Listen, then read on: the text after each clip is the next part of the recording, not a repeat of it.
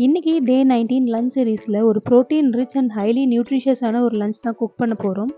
சில குழந்தைங்களும் பெரியவங்களும் காய்கறி அவ்வளவா விரும்பி சாப்பிட மாட்டாங்க. அவங்களுக்கு இந்த மாதிரி ஒரு வெஜிடபிள் பன்னீர் புர்ஜி செஞ்சு கொடுங்க. நல்லா விரும்பி சாப்பிடுவாங்க.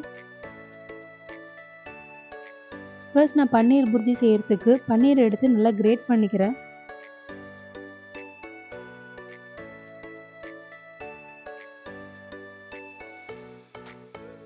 இது கூட நான் கேரட்டையும் கிரேட் பண்ணி எடுத்துக்கிறேன்.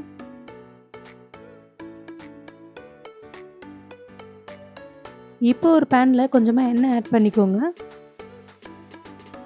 எண்ணெய் சூடானதும் கொஞ்சமாக சீரகம் ஆட் பண்ணி அது பொரிஞ்சதும் நம்ம பொடியாக கட் பண்ணி வச்சுருக்க வெங்காயத்தை அது கூட ஆட் பண்ணிக்கோங்க. கட் பண்ண 2 பச்சை மிளகாயும் ஆட் பண்ணி நல்லா வதக்கிக்கோங்க. இப்போ இதில் 1 டேபிள் ஸ்பூன் இஞ்சி பூண்டு விழுது போட்டு அதையும் நல்லா கலந்து விட்டு வதக்கிக்கோங்க. நம்ம துருவி வச்ச கேரட் இது கூட ஆட் பண்ணிக்கலாம்.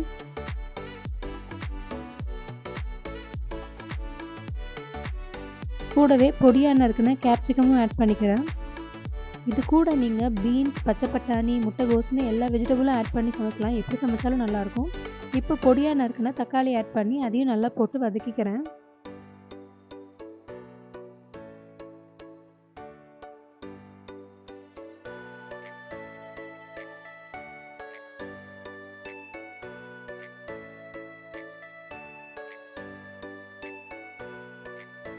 இப்போ ஒரு பிஞ்ச் மஞ்சள் தூள், 1/2 டேபிள் ஸ்பூன் மிளகாய் தூள்,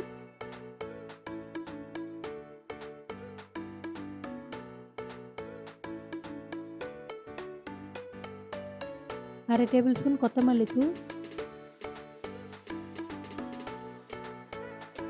தேவையான அளவு உப்பு எல்லாம் போட்டு நல்லா மிக்ஸ் பண்ணிக்கோங்க.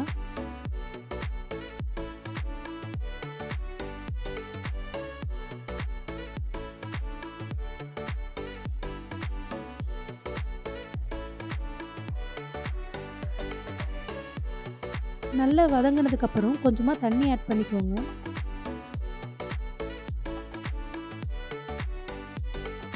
மீடியம் ஃப்ளேம்லேயே வச்சு கொஞ்சமாக நம்ம ஊற்றின தண்ணி பாதி சுண்டுற அளவுக்கு நல்லா வதக்கிட்டே இருங்க.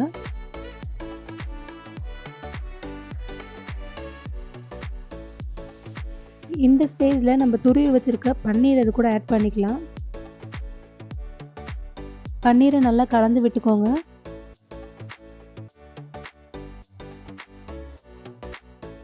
இப்போ நம்ம வெஜிடபிள்ஸ்லாம் நல்லா குக் ஆகிருக்கும். ஆல்ரெடி நல்ல மசாலா வாசனையும் போயிருக்கும். இப்போ பன்னீர் மட்டும் குக் ஆகணும். பன்னீர் குக் ஆகிறதுக்கு ஒரு 1 மினிட்லேருந்து 1 1/2 மினிட்ஸ் மட்டுமே போதும். மீடியம் ஃப்ளேம்லேயே வச்சு குக் பண்ணிங்கன்னா ப்ரோட்டீன் ரிச் அண்ட் ஹைலி நியூட்ரிஷியஸான லஞ்ச் மெனு ரெடி ஆகிடுச்சு. இந்த பன்னீர் புர்ஜி ரைஸ் அண்ட் சப்பாத்தி ரெண்டுத்துக்குமே நல்லாயிருக்கும். ட்ரை பண்ணி பாருங்கள். பிடிச்சா லைக் அண்ட் கமெண்ட் பண்ணுங்கள். நம்ம சேனலை சப்ஸ்கிரைப் பண்ண மறந்துடாதீங்க.